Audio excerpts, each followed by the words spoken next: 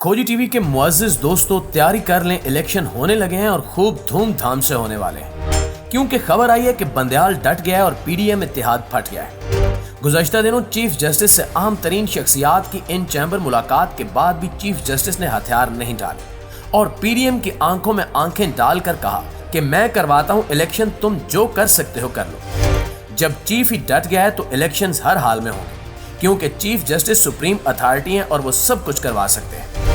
PDM की सारी जमातें अब इमरान खान की मिन्नतें कर रही हैं कि मुज़ाकरात कर लो, लेकिन इमरान खान ने भी अब अदालत उज़्मा की कार्रवाई पर सब कुछ छोड़ दिया है। सिर्फ मौलाना फजलुर रहमान इमरान खान से बात करने को तैयार नहीं है, बाकी तमाम सियासतदान इमरान खान के साथ मेज पर बात करना चाहते हैं। मौलाना भी इसलिए बात करना नहीं चाहते क्योंकि इनको मालूम है कि अगर खान आ गया तो वो किसी को नहीं छोड़ेगा। सिर्फ मौलाना के लिए पीडीएम ने आम तरीन शख्सियात को चीफ जस्टिस से बात करने के लिए भेजा था, लेकिन वहां से भी मायूसी हुई। इसके बाद आखिरी हरबे के तौर पर ख्वाजा आसिफ का बयानिया लॉन्च किया गया, जिसमें तारीखी झूठ बोला गया और दुनिया भर के सामने पाकिस्तान का मजाक बनाया गया। बताया गया कि मई में भारत हमला करने वाला है। भारत तक पाकिस्तान पर हंस रहा है, लेकिन इस सब के बीच सवाल ये पैदा होता है कि क्यों सिर्फ एक शख्स के लिए पाकिस्तान की सालमियत से खिलवाड़ किया जा रहा है। क्या वाकई भारतीय खुफिया एजेंसी राह पाकिस्तान पर हमला करने वाली है? मोहम्मद बिन सलमान ने नवाज शरीफ को क्या कहा? चीफ जस्टिस उमर अता बंदयाल ने आईन से वफादारी का सबूत कैसे दिया? इलेक्शन हो रहे हैं, लेकिन क्या पीडीएम जमातें हिस्सा लेंगी?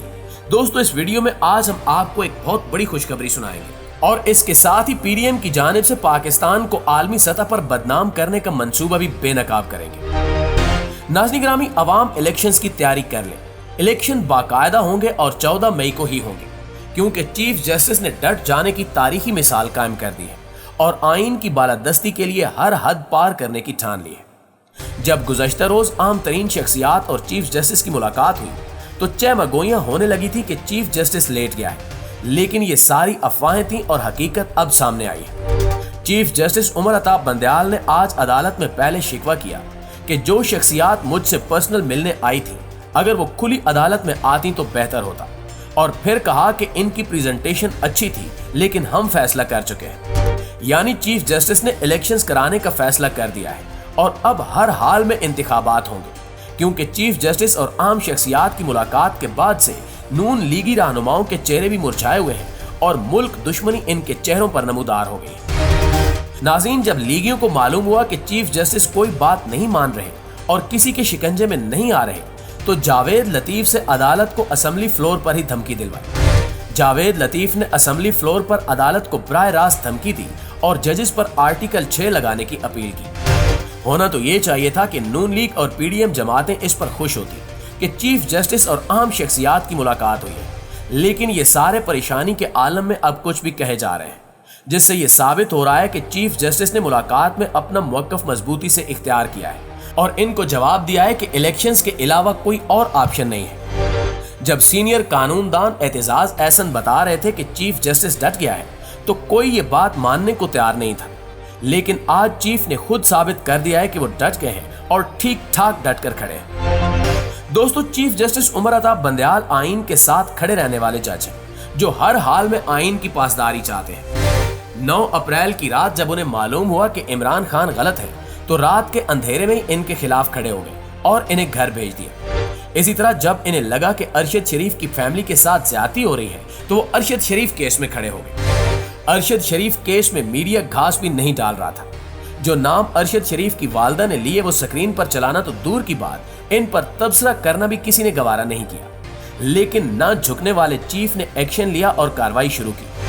ये याद रखें कि चीफ जस्टिस ने जब जाना हुआ, वो अरशद शरीफ केस का फैसला हर हाल में करके जाएंगे। इस तरह वो आइन का साथ देते हुए जल्द इलेक्शन का फैसला करने वाले हैं। हमारे यहाँ अलमिया फकत ये है कि हमें दुनिया जहान के सारे काम आते हैं, सिवाय अपने कामों के। हर दूसरे के काम में टांग अड़ाना हमारा कौमी मशगला बन चुका है। इलेक्शन कमीशन को इलेक्शन की बात करनी चाहिए, लेकिन वो सिक्योरिटी की अदम मौजूदगी पर दलाल दे रहे हैं। वजारत दिफा को सिक्योरिटी पर बात करनी चाहिए, तो वो मुल्क भर में एक साथ इलेक्शन करवाने की इस्तदा कर रहा है। जिन शख्सियात को सिक्योरिटी रिस्क को कम से कम तर करना था, वो मुज़ाकरात करने पहुंच जाते हैं, जबकि जिन सियासतदानों को मुज़ाकरात करने चाहिए थे, वो मुल्क को एक बहुत बड़ा सिक्योरिटी रिस्क करार दे रहे हैं। आखिर ये अवाम जो बजट दे रहे हैं वो कहां जा रहा है? इलेक्शन कमीशन तो इलेक्शन नहीं करवा सकता, सिक्योरिटी वाले सिक्योरिटी नहीं दे सकते, सियासतदान मुल्क और हुकूमत नहीं चला सकते, पुलिस अवाम की हिफाजत नहीं कर सकती। ऐसे में अगर इंसाफ वाले भी इंसाफ न कर पाए तो फिर इतने इदारों की क्या जरूरत है? इतनी तनख्वाहें इनको क्यों दी जाती हैं? आप लोग आखिर क्या कर रहे हैं? जब आपसे अपना ही काम नहीं हो रहा तो छोड़ दें ये मुल्क।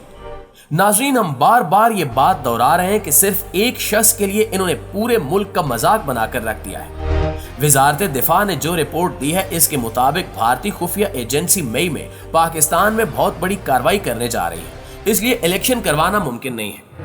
एक आम पाकिस्तानी ये पूछने में हक बजानिब है कि क्या भारत सिर्फ मई में ही हमला कर सकता है? क्या अक्टूबर या किसी और महीने में हमला करना अब शुगुन तस्वर होगा? और क्या हम ये ऑफिशियली इकरार कर रहे हैं कि हम भारत से खुद को नहीं बचा सकते? क्या हम घास खाते हैं या हमारे सर में दिमाग नहीं है? हम खूब समझते हैं, हमें अंदाजा है कि आपने हर सूरत में जाना है, लेकिन सबसे पहले आप इस मुल्क को आलमी सतह पर कमजोर करेंगे और फिर हमारी जान छोड़ेंगे। अपनी गंदी सियासत के लिए हमारे जाबाजों को भी नहीं छोड़ा।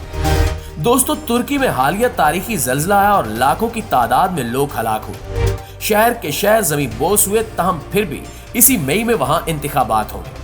लेकिन हमारे यहाँ जब सब कुछ ठीक ठाक चल रहा है तब भी इंतखाबात नहीं हो सकते। हमने सिक्योरिटी का बहाना बना रखा है और ये नहीं सोच रहे कि कल को सी पैक मुकम्मल तौर पर बंद हो सकता है, क्योंकि हमारे डिप्लोमेट्स मुसलसल चीन से दरखास्त कर रहे हैं कि सी पैक पर दोबारा काम शुरू किया जाए। जब हम खुद सिक्योरिटी की ये सूरत हाल बताएंगे तो कहां से सी पैक दोबारा शुरू होगा? हम तो कश्मीर लेने का ख्वाब भी आंखों में सजाए बैठे हैं। जब एक करप्ट तरीन शख्स के लिए हम अपने ही मुल्क को सिक्योरिटी रिस्क करार देंगे तो खाक कश्मीर लेंगे। हम तो अब अपनी हालत पर अफसोस भी नहीं कर सकते। ये बिल्कुल दुरुस्त है कि भिखारी कभी इंतखाब का फैसला नहीं कर सकता। हमारी आंखों से शर्म हया खत्म हो चुकी है। कितनी शर्म और ढिठाई की बात है कि शहजादा मोहम्मद बिन सलमान से जब शहबाज शरीफ ने भीख मांगी तो जवाब मिला कि हमसे पैसे न मांगे, बल्कि अपने मुल्क में अमन कायम करें, हम खुद सरमायाकारी करने आएंगे। ताहम भिखारी अपनी आदतों से मजबूर हैं, वो कभी ऐसा नहीं कर सकते। अब हमारी आखिरी उम्मीद चीफ जस्टिस है, जो इन सब को आइन के दायरे में रहकर फारिग कराने की अहलियत रखते हैं। हालिया फैसले को बस कुछ ही घंटे बाकी हैं, जिसमें शहबाज शरीफ, राना सनाउल्लाह, आजम नजीर तारक और इसाक डार के नाअहल होने के ज्यादा चांसेस दिखाई दे रहे हैं। फिर ये सारे नाअहलों का टोला लंदन में एक साथ बैठकर टीवी पर इमरान खान का बतौर वज़ीर-ए-आज़म पाकिस्तानी खिताब देखेगा और पछताता रहेगा इंशाअल्लाह ताला।